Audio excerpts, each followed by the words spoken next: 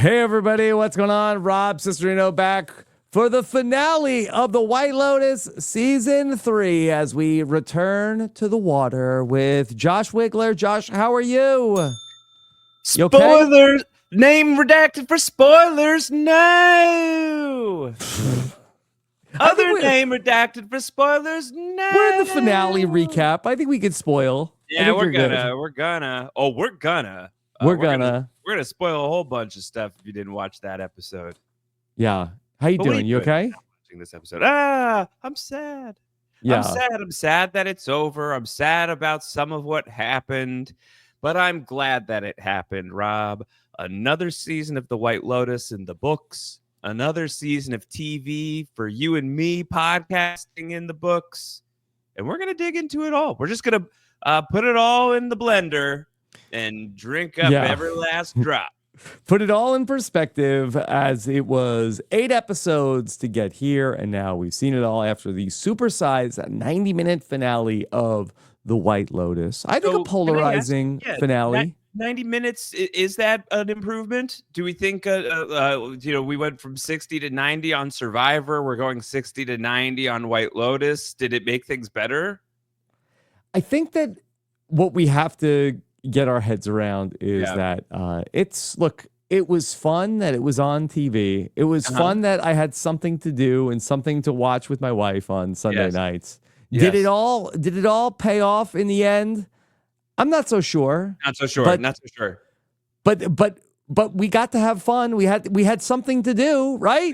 We had fun. We did. And some of us walked away victorious. In the death draft. That something you and I debated all season. I did not think that Chelsea would die.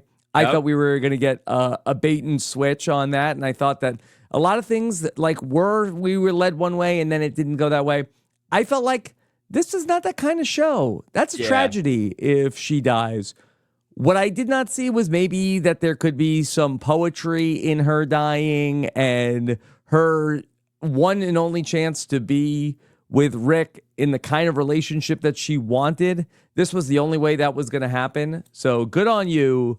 Bad on me. I thought that it would be too sad to kill Chelsea. I honestly agreed. I think for the lion's share of the season that it was like, okay, I'm worried. They're putting a lot in here to set up a Chelsea death if that's where they want to go.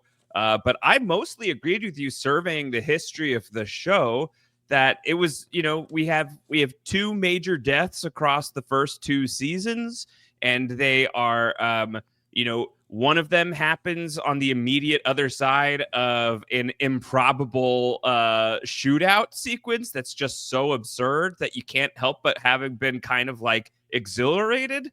And then the other one happened on the immediate other side of the dude taking a dump in a suitcase. So it's hard to be like too heartbroken in that moment. Here, there's really nothing funny about what goes down. So I guess it is it's not unlike Survivor, though, right? Because Survivor comes in many different shades. Survivor winners come in many different forms. End games come in very different forms, Rob. It's never all just the same thing. So for this go around at the White Lotus, Mike White went for full-on tragedy, while at the same time handing out the biggest prize pot that he's ever handed out on this show before. The biggest prize in Max history was awarded. Yes. I'll take that Congratulations to Belinda, perhaps the winner of the season. A regular old David Janae out here. He got more of the Golden God. Not by much, though, right? Yeah, not by much. That's pretty good. So kudos to Belinda. Bad deal for the entire Rick and Chelsea storyline. Like even Jim, adios. At least Jim, adios. I feel like this did not have to go down the way that it went down. And I think I'm going to put most of the blame here on Jim. Yeah. Now, Jim is Srutala's husband? Yeah, Big Jim. Jim. Yes. Yeah. Okay. Big Jim showing back up strapped. And I think it turns out that he's Daddy Jim. That's Daddy Jim. Ron Clark was right in the end, that Jim is not just the guy who took care of Rick's father in the mob sense of taking care of. He was Rick's father, but too little, too late. And if he was Rick's father, why was he showing up flexing like that? Is it just that he was such a bad guy all along, Rick's dad? I don't know. Maybe that there was a reason why he ran away from that life, and he was trying to protect what he had built, and thought that, is Rick here looking for inheritance or some kind of like, hey, you owe me, pay me money. And so maybe he's just like, hey, I know who this guy is. That's my, bastard son. Let me just get rid of him. I'll scare him off and we don't have to deal with that anymore. Maybe that's what he was going for. Yeah, well, good job, man. You blew it. You blew it. Okay, we'll break it all down. We know scriptedtv.com. I loved seeing what everybody had to say in the YouTube comments last week over on our We Know Scripted TV YouTube channel. So looking for more of the same from you all this week. Let's talk about it. Rick and Chelsea. Yeah, this was just like, the more I think about it, more and more of a bummer, the Chelsea storyline, where that Chelsea, and we know that she loved Rick so much and, had the rose-colored glasses on all throughout the season about Rick and who he was and what he could be. And ultimately, didn't even see him the last 4 episodes. No, didn't. And they had like a seemingly like really nice final day together until it went to hell in a handbasket. In hindsight, Saxon not looking so bad as an option.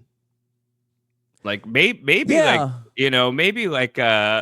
take one Schwarzenegger sans soul if it means that this guy who does have a soul is gonna get me killed. I think I'll sleep with the guy who slept with his brother first. I think that'll be my pick. I think I'll take that choice if I'm Chelsea now, in hindsight. Well, does she have like some meaning to her life in that? Has she redeemed Saxon in some way? Does she ultimately live on past her time at the White Lotus because of the possible changes she has on Saxon? Maybe. I think it's not impossible. I feel like when Saxon finally, at least he doesn't pretend it didn't happen between him and Lachlan. He's gonna have a moment with Lachlan where he's like, let's just never talk about it again. But also you could worship me, but don't worship me. I feel like there was a moment of that's not cool, dude. I feel like he was at least sort of engaging reality there in that moment. I guess it all depends on, can Saxon read a book?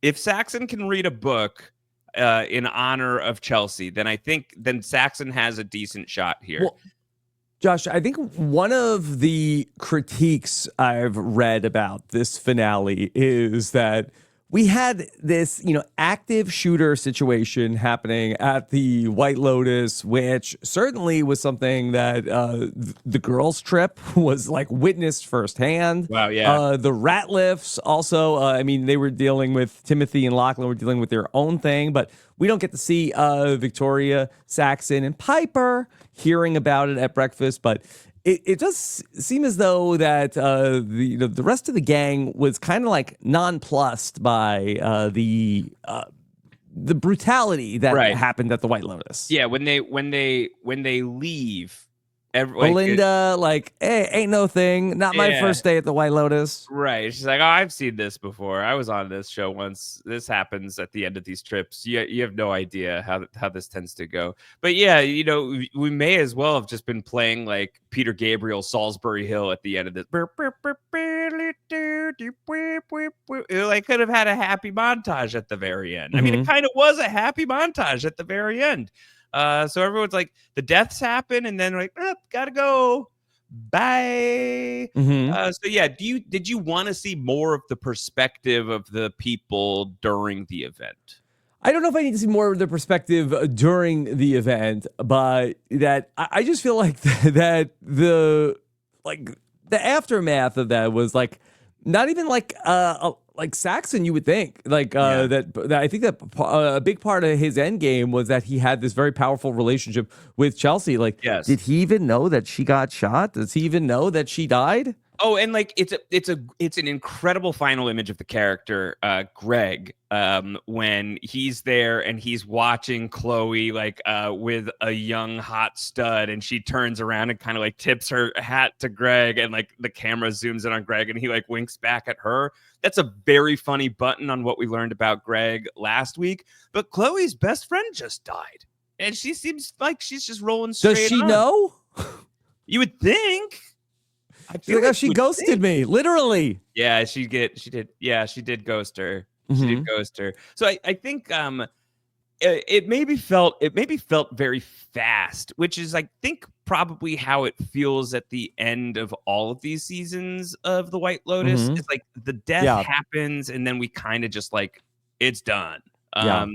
I guess that's, by virtue of the structure of the show, there's just not much more to do with that. But especially in the supersized episode that they made the episode 90 minutes from the normal 60-minute episode.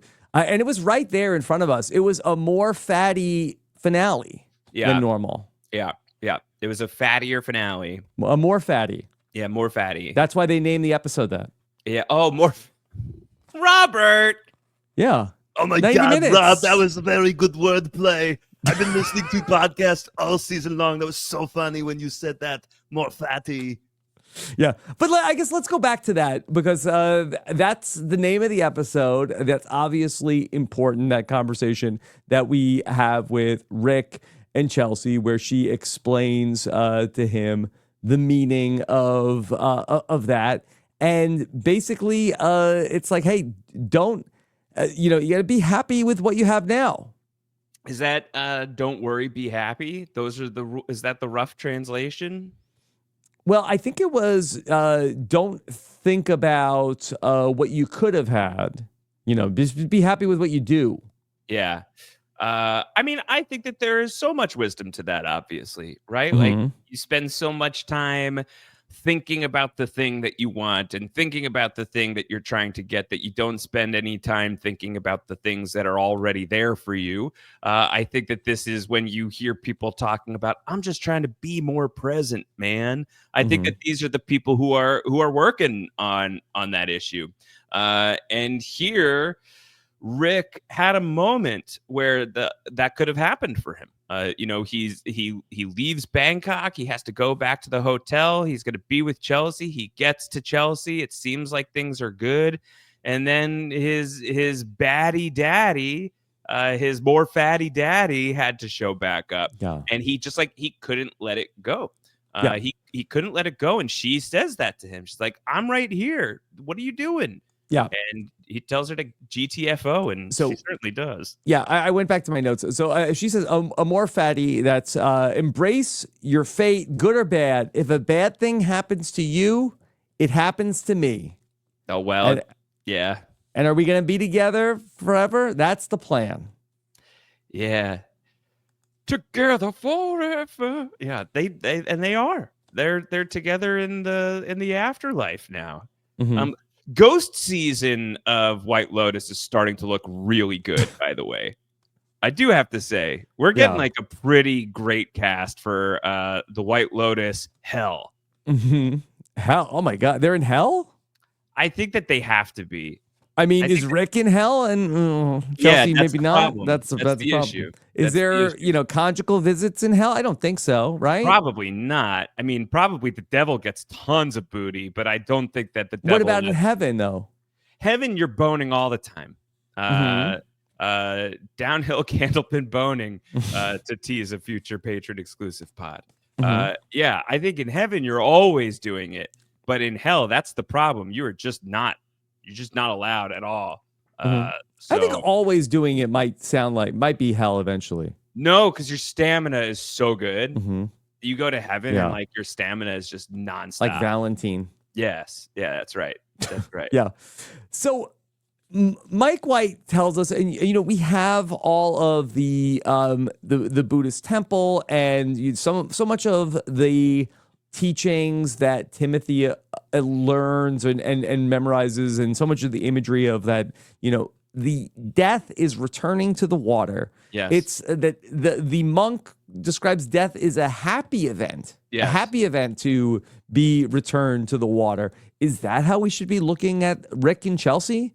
Ain't how I looked at it. I think the way that I looked at it is like, I guess in some twisted way for Rick, it's a happy enough return because he's no longer hurting. Like, this is a person who is just in agony, it seems like, certainly for the whole show, basically. But for perhaps his entire life was in some measure of agony. So maybe for Rick, it's like, at least there's no more pain. It's really hard for me to put lipstick on the pig of killing Chelsea. Like, it's very hard for me to look at what happened to Chelsea as anything other than really, really tragic and really, really sad. I don't think that there's any kind of happy return, to the point that she's face down in the water. At least like Rick is looking heavenward. She's looking down towards Hades Town.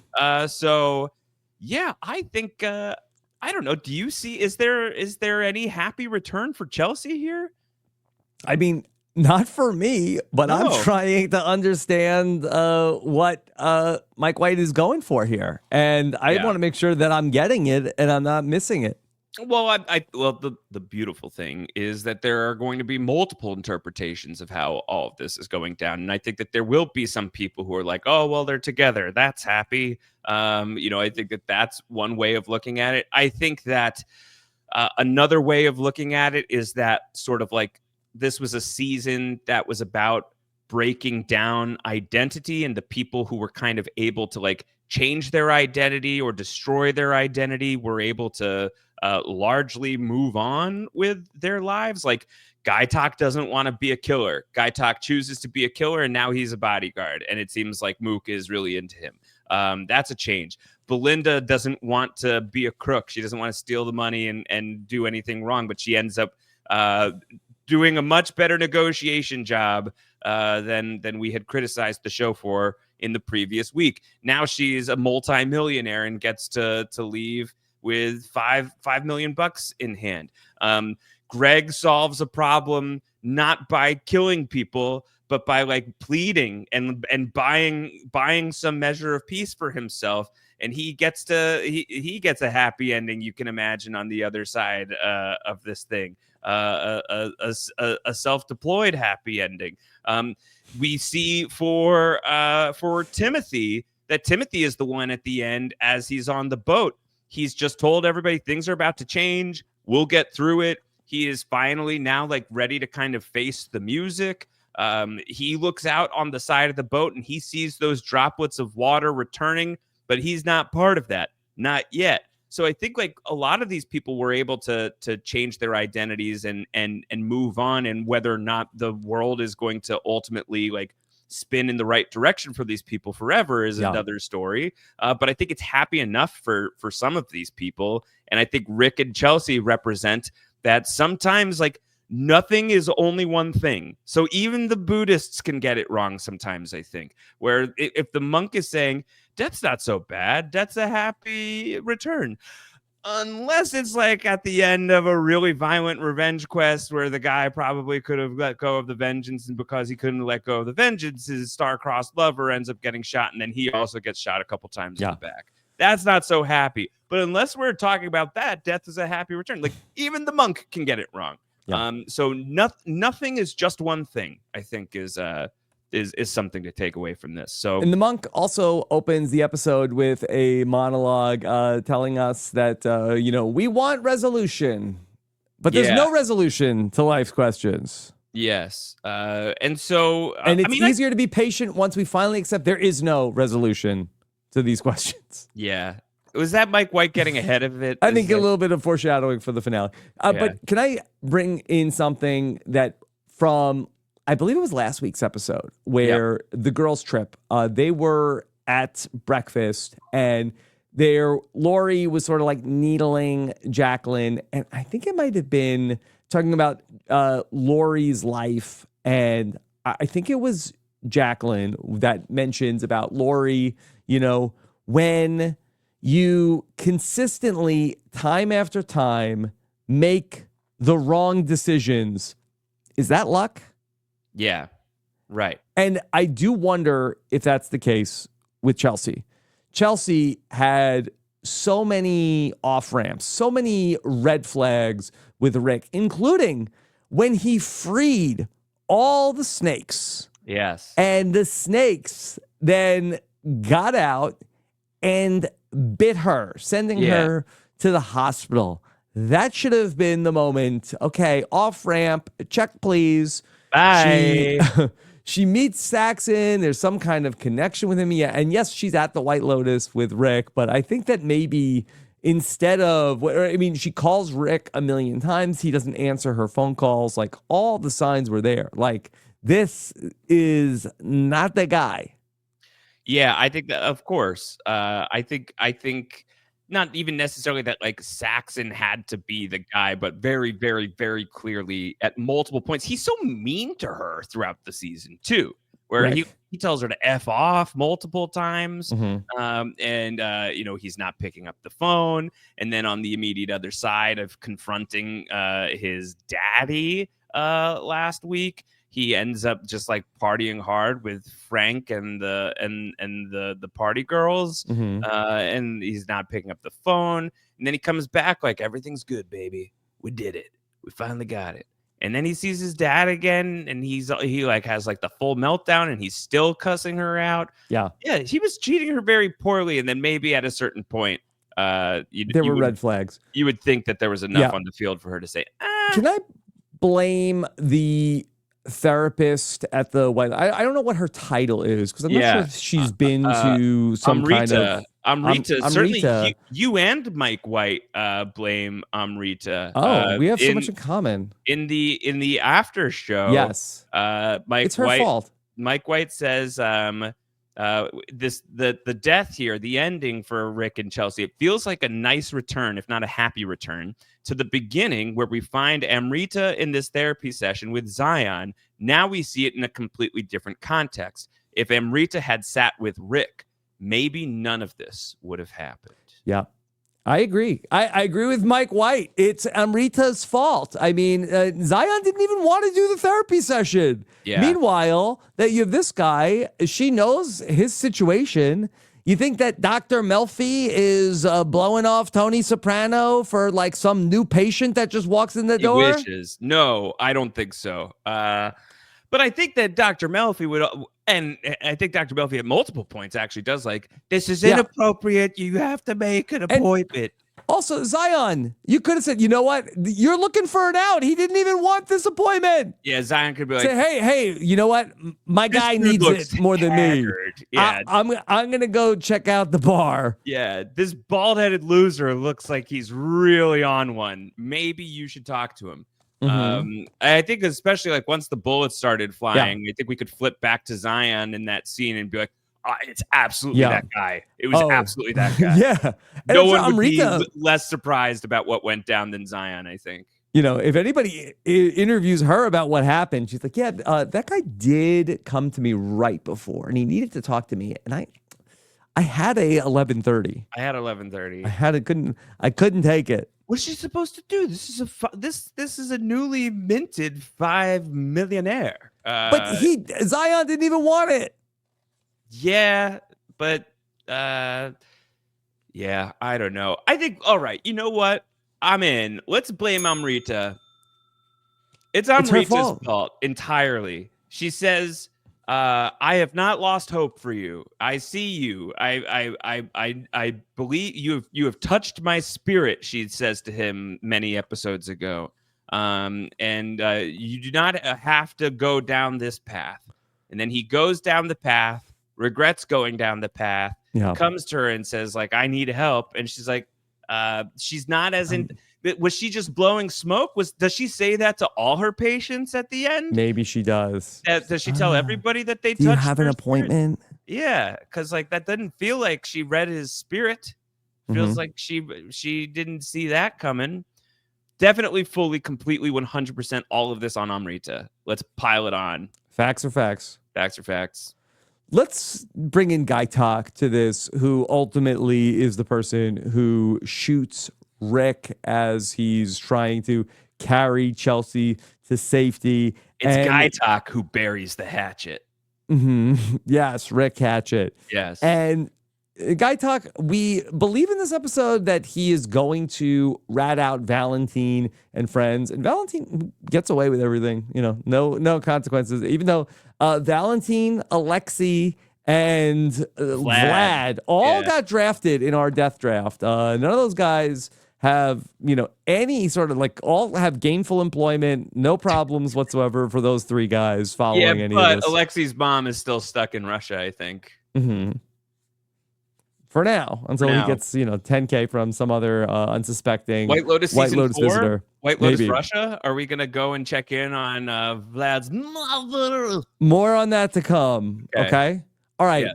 So, Guy Talk that he is thinking about resigning from the White Lotus.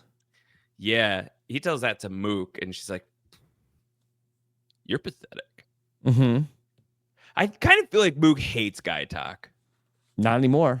Yeah, now she's like, oh, yeah. She likes a bad boy. She loves a bad boy. Big bad boy. So did Chelsea. How did that work out? Yeah, I don't love how this could work out for Mook in White Lotus All-Stars. I think is dangerous when Guy Talk goes to a different White Lotus site visit as Sritala's bodyguard. And Mook comes along for the ride. I don't like their odds. Now, I didn't really get this from watching the show, but I did watch the interview, the inside the episode and the conversation with Mike White. And he explained about how Guy Talk, as a Buddhist, had, his beliefs center around non-violence. And so he had to drop his, core beliefs to shoot Rick at Sritala's behest. Yeah. I mean, it's not a clean kill. I think like that. He shoots the man in the back. The guy isn't currently shooting anybody. And he's walking away. He could have just he could tackle him. You could do a tackle, something like that. But then he takes his time. She says, "Shoot him," and so he does. So he does have to sacrifice a bit of himself to. I think in that moment, he's like, okay, she wants me to do it. If I do it, also, she's down at least 2 or 3 bodyguards. So there's an opening. Yeah. And so he does it. He kills this guy to advance his career and thinks maybe I'll look cool in front of Mook too. So Guy Talk takes a little bit of himself out of the equation. And he earns a promotion by the end of this. He's now Sritala's driver, and Mook is swooning. Loving it. Yeah. She's a big Guy Talk fan now. She's all about it. And so that's my Guy Talk. That's my Guy Talk. So Guy Talk is moving up in the world here because he shoots Rick Hatchet. Can we just briefly interlude on that? They're really not only do none of them get killed of Valentine, Alexei, and Vlad, but literally Valentine just goes to Guy Talk's please don't tell. And Guy Talk's all right. That's sort of that's the robbery story. The robbery story is don't tell my mom, please. Don't tell my mother. And Guy Talk says, all right, okay. Yeah. Got it. And that's it. There was nothing further, Your Honor. Your Jervis. Yeah. There was nothing further with the robbers. That was it. That's it. Okay. Yeah. The robbers were just vibes, it turns out. I think that there were a few of our storylines in the season vibes. that just vibes. And I think that Mike White vibing on White Lotus season 3. Look, did we have fun? I had a blast. We had something to do. I had a blast. I love this show. I really was the payoff there. I don't know. Yeah, there's worst investments you could make these days. I will watch. He can make 100 White Lotuses, and I will watch them all. I will have a 100% completion record on the White Lotus. I love watching this show. I think that the canvas is incredible. We're gonna have to work on the music. It sounds like for the future seasons because that's not gonna be in the picture anymore apparently. But I think that it gives a lot while it's going on. But I do think surveying the finales of the seasons, I think regularly actually now, maybe the finales are my least favorite episodes every season. Even last season, which had the big finale and Tanya's death. Yeah, I think so. I think I liked it. I did, but I feel like it's, honestly with Survivor, I think the finales are usually my least favorite episodes of the season because it's just it's like, and it's over. It's sort of like how that goes too. Like suddenly the format breaks and like the storytelling is done because someone just got awarded $1 million and we cut straight to Fiji, like the live reunion or whatever. And so like the thing is kind of different. I don't know. I think that the finales for me can kind of just be like, oh, and it's done and it's over. I think that there's a lot to meditate on here in the finale. And I we're recording this and the bodies aren't even cold yet, right? We're still within the 12-hour window as we're recording this. So there's still a lot that I'm chewing on here. But I don't know. I think I'm still feeling a certain kind of way that Rick and Chelsea are dead. Feeling a certain kind of way about it. All right. Well, I don't know what I would have preferred at this point, but yeah, let's talk about Belinda. And ultimately, Belinda, our winner of the season. She comes away with the $5 million after her and Zion go to the negotiating table with Greg Gary. Yes. We're expecting them to ask for $1 million. Zion ups the ante to $5 million. And Belinda, we feel like that she's going to walk, but she's just playing her part. Yeah. And ultimately, Greg comes through.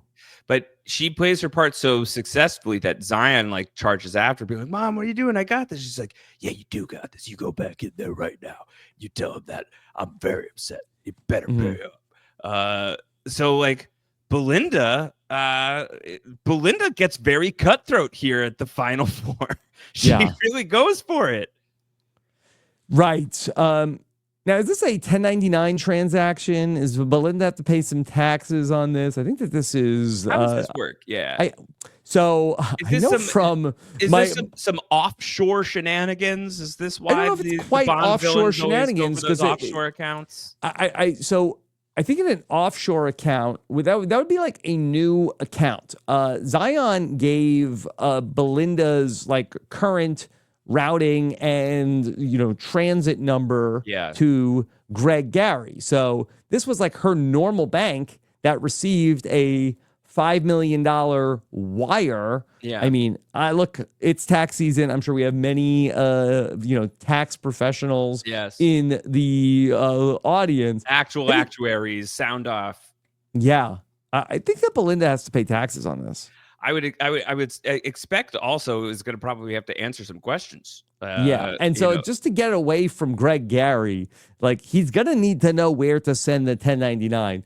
Belinda probably should have started an offshore LLC or something like that so that Greg Gary wouldn't have her like her mailing address. Yeah, Belinda Bucks LLC. Yeah, because maybe he'll just go back and just grab it. I don't know if that's how it works. I don't think he can claw it back, but the IRS might have a thing or two to say. I mean, maybe she's going to go to jail with Timothy. She could be his cellmate in a That'd be fun. season. That'd be fun. Okay. But I mean, like you would think that also like she's gonna like, so where'd you get that money? And like this is probably good, Greg is probably just buying like a temporary stay of execution for himself, right? Do you think that Greg Gary should have said, I have one more stipulation? Zion, meet Chloe. Yeah. And then Belinda asked us to say, okay, all right, you know what, a bridge too far, or I really wanted $5 million. Or she could be like, I understand your position. Can we take Zion off the table and can I introduce you to Porn Chai? because I've got somebody who's going to be really in need of putting the porn back in porn shop. But the Zion storyline, that's look. Maybe we needed a 9th episode for that. That would have been a real wrinkle for the season. Full 9th episode. You need where to Zion, watch a full, Zion and Chloe get together, and Greg wants to watch 60 minutes of that. And then Belinda has to come running in. No, I can't. I can't call off the whole thing. Yeah, go to lotushub.com. And then Porn Chai comes in and punches Greg Gary in the face, and they open up their own shop. Go to pornchaihub.com. That's where that episode exists. Yeah. Okay. Yeah. So for Belinda, she's lived long enough in the White Lotus to see herself become the Tanya McQuarrie. Yes. She repeat Tanya's ghost fully possessing Belinda. She goes and does to Porn Chai exactly what Tanya did to Belinda. Does that mean is it every other season that this curse has to pass along? So does Porn Chai have to be the returning player for season 5 of the White Lotus? And then he's going to stalk Belinda and then get some money from Zion. I don't know what he has to do, but maybe he's on like a Belinda quest. He's trying to find Belinda. Look, he feels like if he gets 5% of Belinda's money, I mean, that's not chump change. What is that? How does that math? What is 5% of 5 million? So I think it's $250,000. Yeah. Okay. So eventually, this is just gonna get to someone's lunch money by the time we get to White Lotus season something. It's not Dondi money, but it's traders money. It's traders money for sure. That's the Big Brother cash we're looking at right now. Isn't it roughly? Or no, it's a little less than Big Brother cash. Yeah. $750. Okay. Yeah. See, I know a lot about that show. Yeah. This is runner-up money. We're looking at runner-up money. A little bit close to runner-up money. But any other thoughts on Belinda and her storyline? I'm thrilled for her. I'm very happy that she gets to go away and not get hurt, and she gets the money. And I think the biggest thing on the Belinda storyline is I kind of felt like we weren't going to lose Greg here in the finale, and yet somehow I still can't believe that Greg just gets away with it again. The Gregster, the Greg Garama, he's still at large and in charge. We have to have Greg in season 4. I feel like we have to, at least as some sort of newspaper clipping. We cannot have a season of the White Lotus without Greg. He's the star of the show. Who knew? He's the star. Yeah. He's the John that greases the wheels. Let's talk about the rat lifts, because they were at the center of so many things. I think coming into this finale, we all expected, that the rat lifts will, in some way, shape, or form.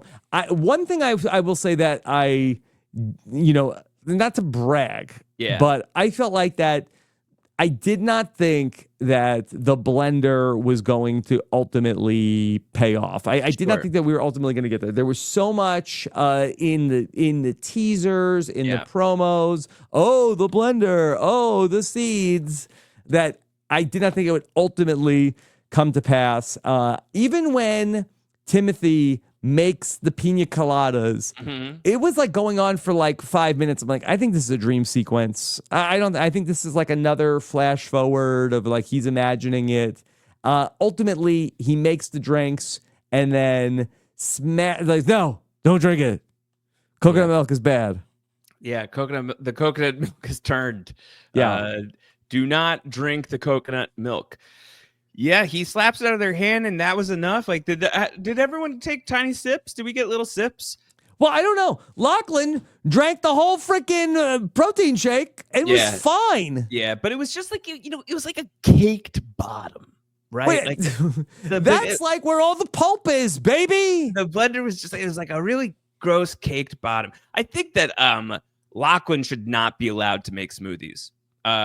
Because he should have washed that out. No, he doesn't know. That's why he has overnight detritus. That's disgusting. He asked Saxon. He's like, "Can you make it for me?" And he's like, "I'm a little baby, helpless. I don't know how to do anything. Help me." And he makes it for himself. But how much did the rest of the rat lift sip? I guess I wonder. I think they had us sip. I don't know. How much do you have to drink? I mean, Saxon. Do you think they got a little nosh in the night at least? Or I maybe would have skipped breakfast. I don't know. Maybe like, that's why Timothy couldn't wake up. He drank the most of it. Yeah. But I just didn't get the Saxon. I'm sorry, no, the Lachlan part of the story where he drinks the whole smoothie, and okay, he's dead, and then because Timothy just shakes him enough, that's how he's not dead. It worked for Charlie on Lost that one time, so maybe that's all you need to do is just like a little shake, a little pound. I would get it if they got Lachlan to the hospital and then they were able to get him some medical treatment, but I don't he just shook it off. It's the ghost of Chelsea. Chelsea and Rick die, and so the karmic scales are balanced. And so Lachlan is allowed to live. I think that's how. I mean, we cut from Rick's perspective, Rick's dead gaze looking skyward, and we then go back to Lachlan looking at the same sky, and suddenly he's alive.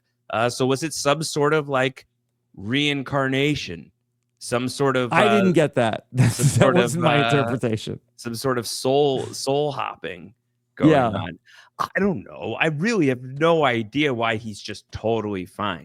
Maybe it didn't take. And maybe the story of the suicide tree, the suicide fruit, maybe it's kind of just like an urban legend. Yeah. Yeah. Maybe it actually doesn't do anything. And maybe he just threw up because he drank stuff from a blender that's been pina colada that got sit out all night. Yeah. Yeah. That tracks. That makes sense that that sounds like something that the hotel would tell everybody just for safety purposes. Mm-hmm. Don't eat the fruit, it'll kill you. But really what the fruit will do is it'll just give you a real bad tum-tum. Yeah, what does Pam know? What does Pam know? Not much, apparently. Not much. I did like Timothy's so yeah, could you remind me what you said in the first day? There's a poison fruit situation. She's like, oh yeah. Yeah, absolutely. You could just do that and wipe out your whole fam if you need to. And you know what else, Pam? You know what I don't want to do? I don't want to have my devices in a bag for a week, not charged before I go on a flight from Thailand to North Carolina. How about that also? Maybe. Yeah. I don't know. Maybe. Do you think she charged them? I don't think so. You don't think I don't think Pam has all the chargers on for the devices. Yeah, she couldn't just put it down on one of those mega chargers, I don't think Pam is sitting on a MacBook charger. But it's the hotel. Yeah, it's a luxury hotel. They better have some luxury chargers. Right. I'm Saxon. I'm gonna go sit on a flight for 13 hours with a phone on 2%. Yeah. Do they have none of this 2% crap? Were the phones were turned off. Mm-hmm. So are they not draining battery? They don't drain as much, but I mean, you turn your phone off and just leave it alone for 6 days. You're not coming back and it's spontaneously regenerated 100%. What happens to the Survivor players when they finish the thing and then it's all right, go back to your life, and casting gives them their phones back and stuff? Did they charge them? Did they charge him, or do you think I think you have to probably plug it in? Do you think Rachel Lamont gets her phone back? She's like, "What the hell? Mm-hmm. It's dead." I think she was probably in good spirits. I'm a millionaire, and this is how you treat me with a dead phone. Okay, let's go back to Piper and Victoria. Can I say something? Yes, I hate Piper. Okay, well, I have to say that this was one I feel that I was Piper is not going to stay at the temple. She's not going to like it. But I don't feel like this one doesn't add up to me. I feel like nothing that happened on the show, other than the fact that she's Victoria's daughter, leads her to be and the food was bad, and I didn't have my creature It wasn't even organic. It wasn't organic, and all that. Is she just trying to is she trying to save face somehow? Is there some other thing that she's trying to do here? Is this actually how she honestly feels? Because if this is actually how she honestly feels, I don't feel like there's much that happened on the show that led us here. She was so on point with wanting to be here. She went on the day trip. She sees the temple. She loves it. She makes the appointment with the monk. She goes. She sits with him. It's great. She stays. And it's really just like, did her brother just totally harsh the vibe? Is that it? And he just ruined it, and that's what happened? I don't know. Maybe she thought, okay, I'm going to go here, and then I'm going to tell my parents that I'm going to go be a monk. And my dad's head is going to explode. I'm going to really, like... Well, almost did. Yeah, almost did. Yeah, earlier. yeah. Somehow, Duke is dead, but Timothy is alive. How about that? Are we allowed to talk about Duke on the pod, or is Duke going to get mad? I mean, I don't think he'd be more mad. Duke got real mad at White Lotus. And then who was laughing at the end? Yeah. Even I know it was bad weekend with Duke. Talk about a poison seed. Yeah. The whole bracket. More like Dookie, am I right? Right. But anyway, maybe Piper's just like, hey, my dad is going to be so mad. Like, this is going to be great. And then I'm going to rebel. And this is like the ultimate F you to my parents. And Timothy turned out to kind of be cool about the whole thing. I don't know. Maybe it's just she didn't get the response that she wanted. Timothy's going to go to jail. And whenever he emerges from prison, he is like going to be like quoting scripture, Buddha scripture. Like he is going to be the Buddhist. Timothy, you're not a Buddhist. I certainly am. He just like starts like Buddha-ing at Victoria. Yeah. He's the big Buddha now. This didn't track for me. Piper just being like, Victoria's the one who says, Piper, no, it's not Piper who says no. And she ends up saying, no, I don't want to stay here anymore for all like Victoria reasons. It was a tiny box with stains on the bed. It didn't add up with anything else that we have gotten from Piper all season long. Maybe I need to like rewatch the Piper scenes, but I felt like Piper's story just felt like we needed to get the siblings back on the same boat at the end in like the same, vaguely the same positions as before. Well, they did get back on the boat at the end. They did. See no evil, hear no evil. Touch no evil. I don't know. They did touch evil. Yeah. Don't speak it. Don't speak evil. Yeah, and that's what Saxon said. Hey, don't talk about this. Don't talk about it. Speak no evil. Speak no evil. Yeah. So the Ratliff family ultimately, at the end of the show, Timothy maybe after the near-death experience with Lachlan coming out of his lorazepam haze, maybe Victoria is like off the lorazepam. Maybe she's ready to face the world. He says, hey, something happened. We're going to get through it as a family. And probably as happy of an ending. The Saxon was looking for the happy ending the whole time. Okay. Yeah. He gets the special ending. It went as good as it possibly could have gone for the Ratliffs. Yes, I agree. And we get to really say that because we don't even have to like see the ramifications of this. Mike White spares us having to see the fallout. So like any sort of like big weepy, how could yous? Like we don't get any of those. You get to imagine what that all looks like on the other side of this. So Timothy kind of faces the music, but then gets to just like dip right out before we have to see what that looks like for him. So what do you think happens when they get home? Arrested straight off the plane? I'm not sure if like what he did is like there's like a manhunt at the I think that there's probably like a warrant out for his arrest. I think that he probably goes and has to like turn himself in. He's not a violent criminal. Hen house, dog house, Buddha house. Yeah. And Tommy Lee Jones would be a great guest at a future White Lotus. Yeah, he would be good. Yeah. No doubt. Yeah. And yeah, I think that really Saxon has been changed by the experience. Lachlan has been changed by the experience. But I'm really interested that we never got to see Victoria. Like Victoria, like how much does she know that Lachlan almost died and that Timothy almost poisoned the whole family? Like other than not being on the lorazepam, I don't know if... Well, that's because I think Mike White is signaling that he's got some more thoughts for Victoria. I think in the after show, he says for the Ratliffs, it's a bittersweet ending. Life goes on past this personal valley, but what's going to happen without their comforts? I don't think Victoria is someone who can live in poverty. I'm sure she can come up with some other solution. And then he has like a little mischievous little look on his face, Mike White, when he says that. I think the wheels are already turning. I think that Victoria Ratliff is our returning player for season 4. I think we're going to see her in season 4, remarried, new situation, new setup. She's going to be at the next White Lotus with a new hunk. And we'll get some closure on whatever happened to the Ratliffs on Victoria's side of the story. I think Victoria is our new Tanya. Maybe. I think that's where we're going.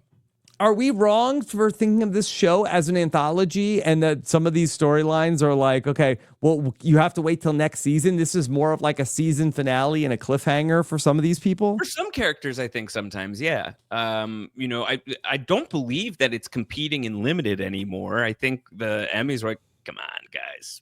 You got to get into 8 episodes. You got to get into the regular stuff. This doesn't count.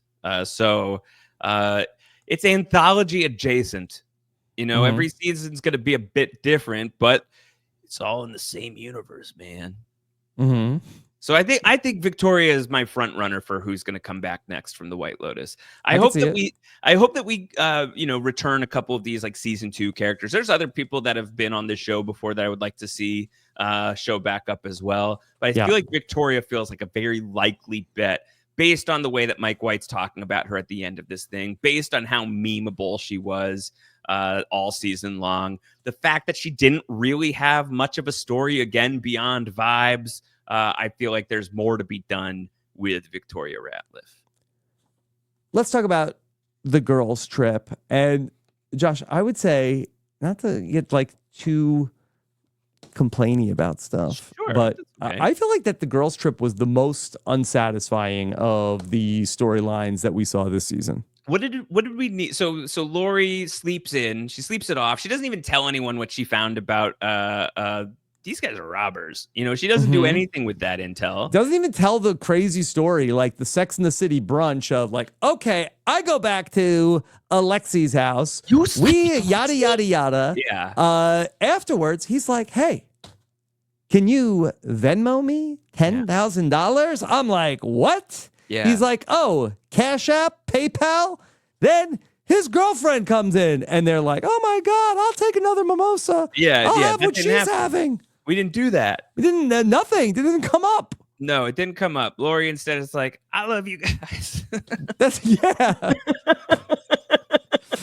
God, I love you guys so much. You have a beautiful face. You have a beautiful life. What am I even doing? I love you I guys. don't even know. I love you guys so much. This is the best trip ever. Yeah, it's such a good time here at the White Lotus. That's basically it. I loved vibing with the Victory Tour. I do, but what was I to learn from the Victory Tour? That be grateful for the friends that you have. No one knows you like your childhood friends. They're basically they're more siblings than friends.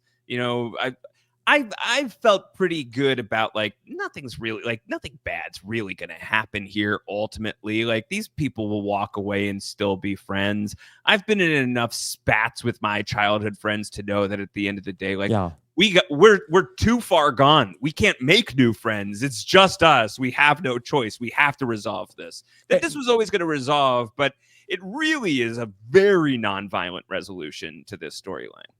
Yeah, because I kind of thought that the whole storyline, that's like the spookiest thing that happens to them.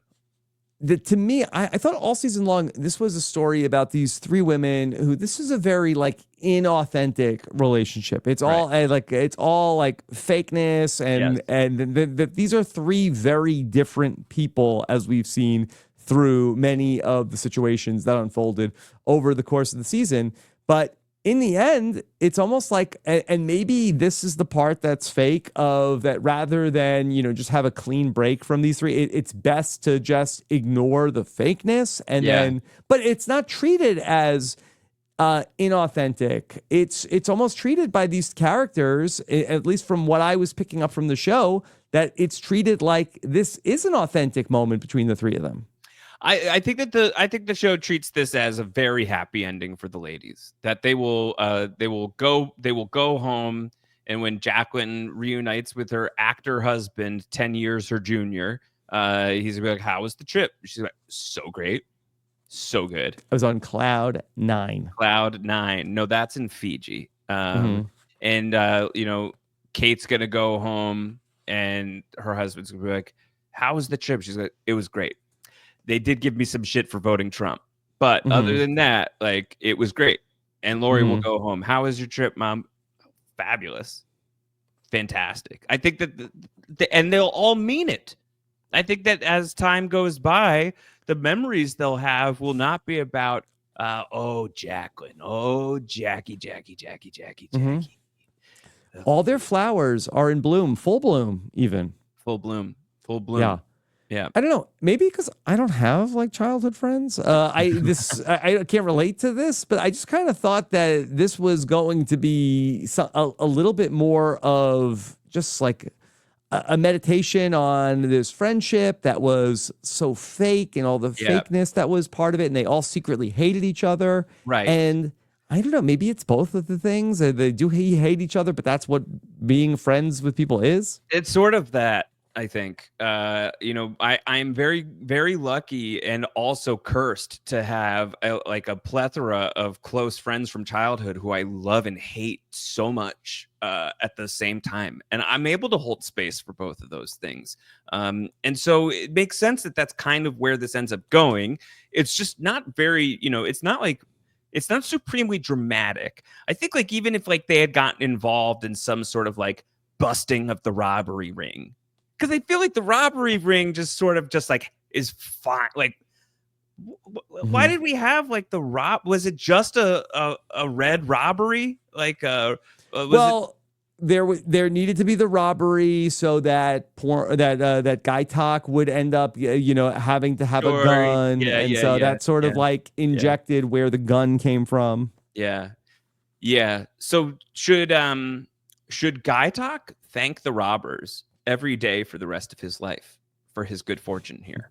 This is was that even this podcast that we had that conversation? No. So I don't know. That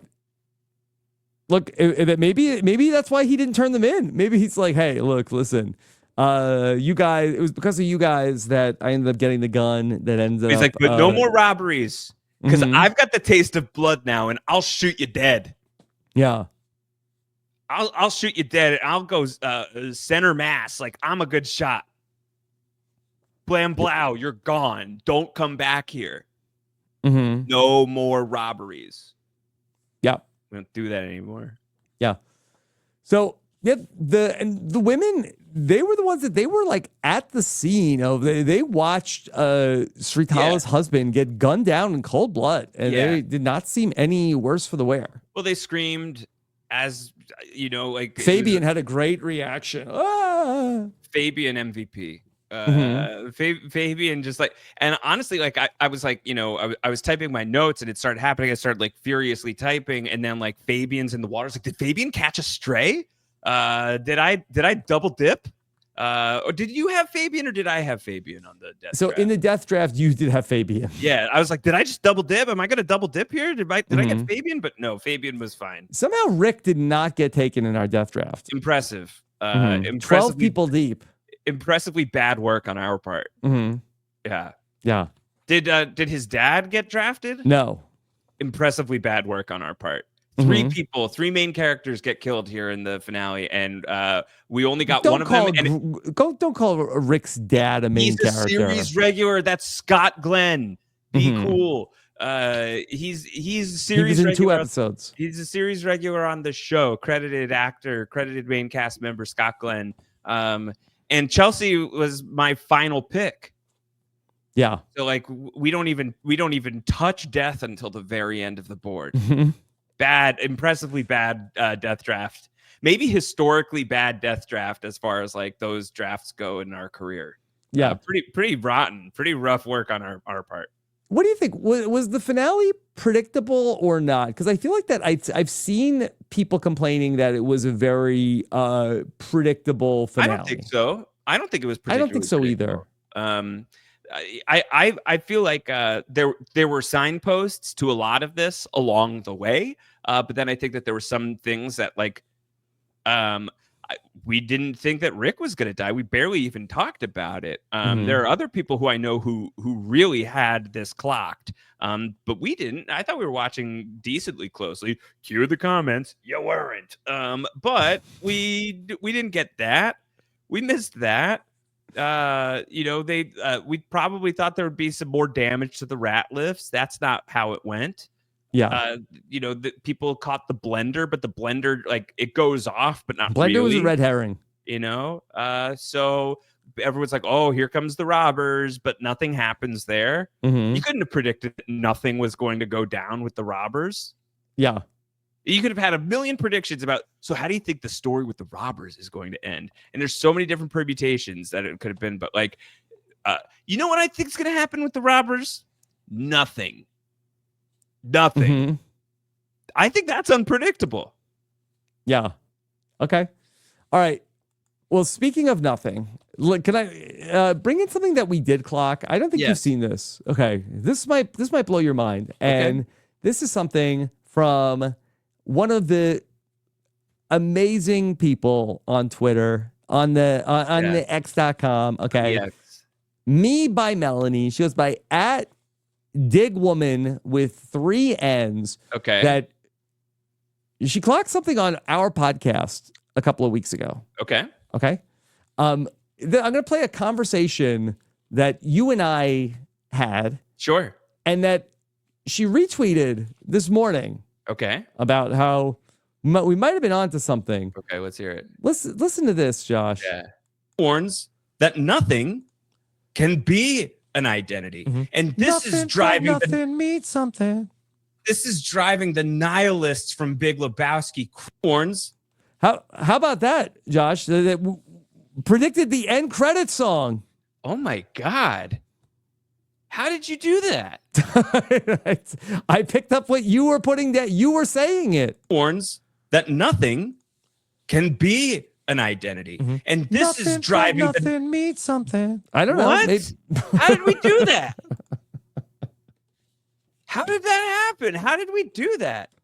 Also, Big Woman, how do you remember we did that? Yes. Her original tweet was, "This is so sweet and Muppet coded" at Rob Cesternino. It was. It was Muppet coded. I never would have said that about you, but it was a little. It's giving Kermit. Usually we feel that Mike Bloom is a little bit more Muppet coded. Yes, definitely. But like every once in a while, you can break out into some Muppetry. Yeah. Wow, look at that. We? And we didn't know. We had no idea. No idea. Okay, Josh, you mentioned about how is that a late change from Mike White, an olive branch to you? Maybe. I don't think so. What? I was listening to the pod. Highly doubt it. But let's then bring in the aforementioned Mike White, who gave us some thoughts about where does the White Lotus go from here.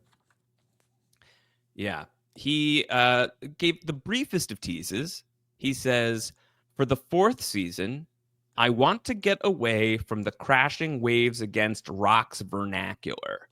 But there's always room for more murders at the White Lotus Hotel.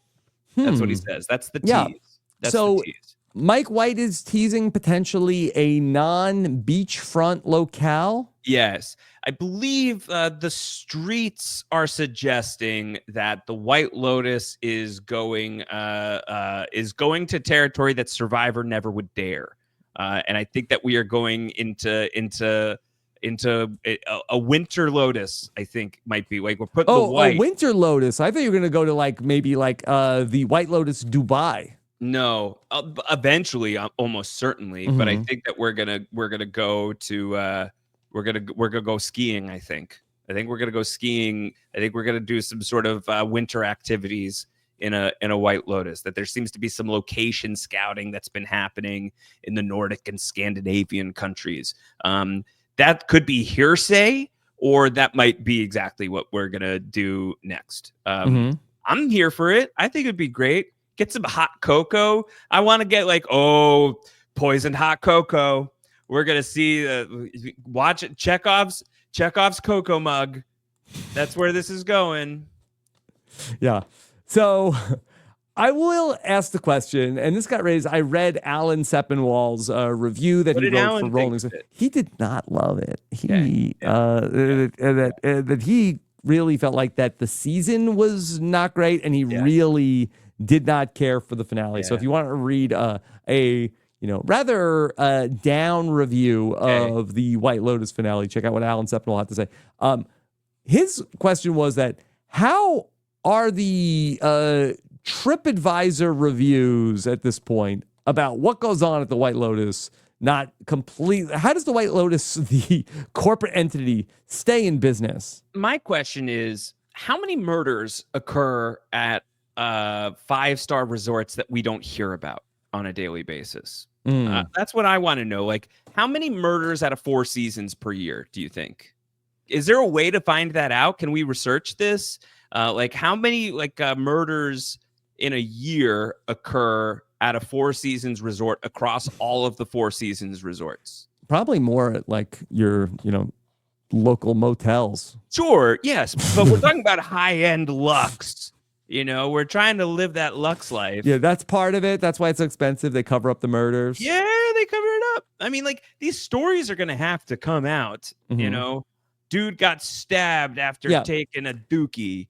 Woman found face down having shot a boat filled with murderous gays. To the White Lotus Sicily, the murder of Tanya and a boat. It's an off. It's an off. That did not happen on the property. Premises, yes. And what happened to Armand was technically an accident. That's a manslaughter charge, right? At worst, that's not a murder. Probably. This was bad. Yeah. Do you feel like that if this is like Breaking Bad, I feel like that we have to start to go like up the ladder? Like, do we ever get to meet the White Lotus corporate heads of who are the people that make the CEO? Who makes the dips? Let's go to the German company that makes all of the sauces that's supplied at the White Lotus buffet. I feel like we have to go up the food chain. Yeah, yeah. So general manager of the where does this conspiracy end? I don't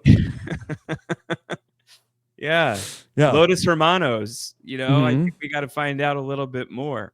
What is who is the big bad of the White Lotus universe? Is the Ratliff a patriarch grandfather? Was he original shareholder? Yeah, Chad Ratliff. Yeah. Classic bad guy.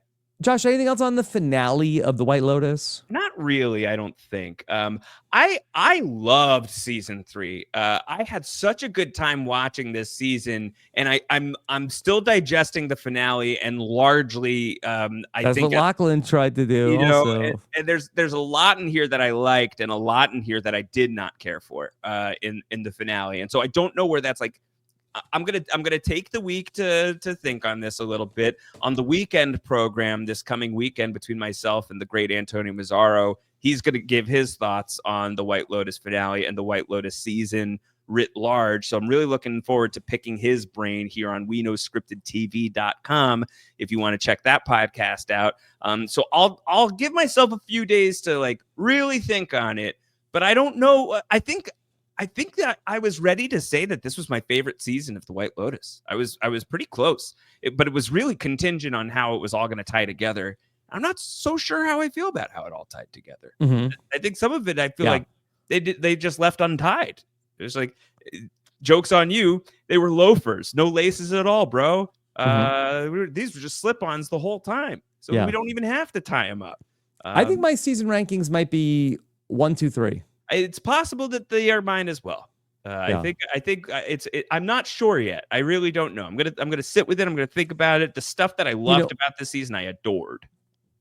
The White Lotus does incredible work with characters, and it's so interesting at times that I do think that the shorter run, I think, plays to that strength a little bit more, where we have to get right into it. I'm not sure necessarily if it's a big like plot show. No. I think that it does a lot with themes and a lot with the interpretation. I think it's a Rorschach test in a lot of ways. And so it's always interesting, the White Lotus, but I do feel like that this season at times meandered. I really was struggling this morning to figure out like, how did the whole incest storyline ultimately bear out in any sort of like, other than like Saxon maybe sort of thinking like, hey, I think I flew a little too close to the sun, literally, and I need to maybe do a little bit of self-evaluation, which ultimately gets him maybe a little bit closer to Chelsea. He does a lot of self-evaluation. That's one of the first things we see him do. Yeah, but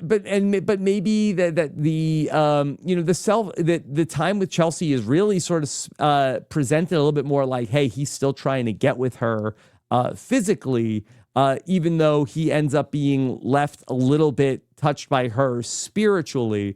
But it is a very long, circuitous route to get to that in terms of like where we went with the whole storyline of the incest three-way. Yeah.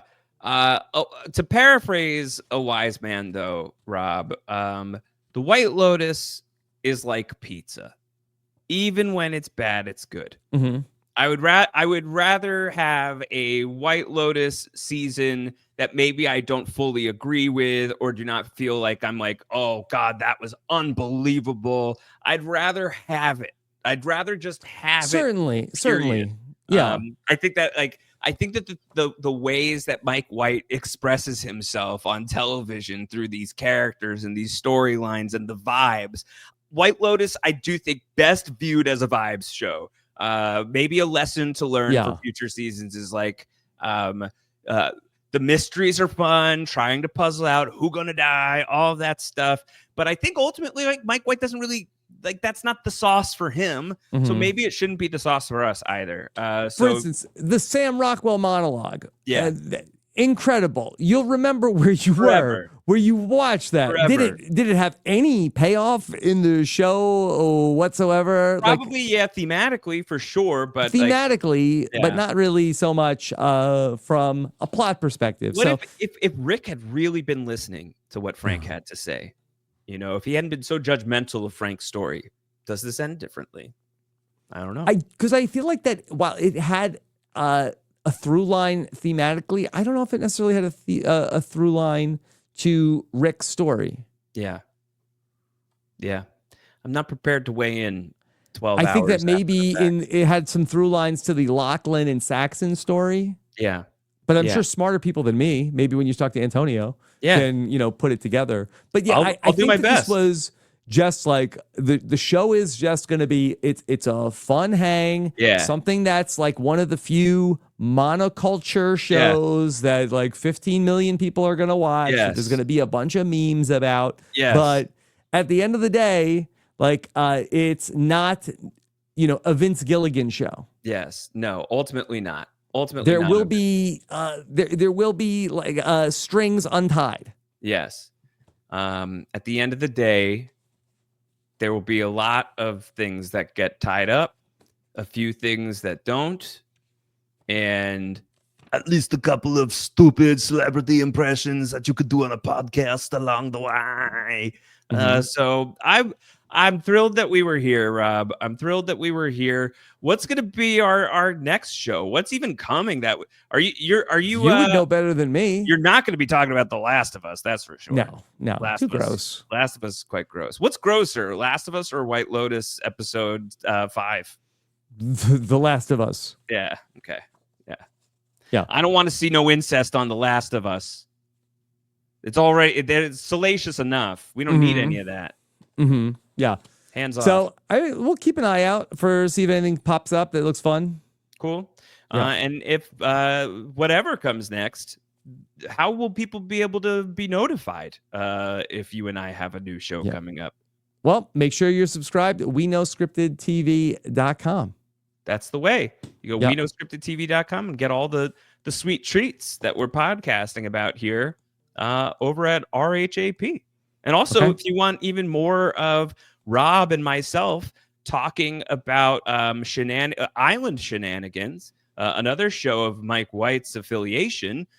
Become a patron of RHAP and hear Rob and I talking each and every week about the 15th anniversary of Survivor Heroes versus Villains, an ongoing project that Rob and I have going on right now at the RHAP Patreon. Rob has a website.com/patron. Become a patron today. All right. Josh, what else is coming up for you? Anything? I'm going to go make myself a smoothie. Okay. Careful. Make sure wash the blender. Thank you so much for joining us for our coverage of the White Lotus Season 3. Take care, everybody. Have a good one. Bye.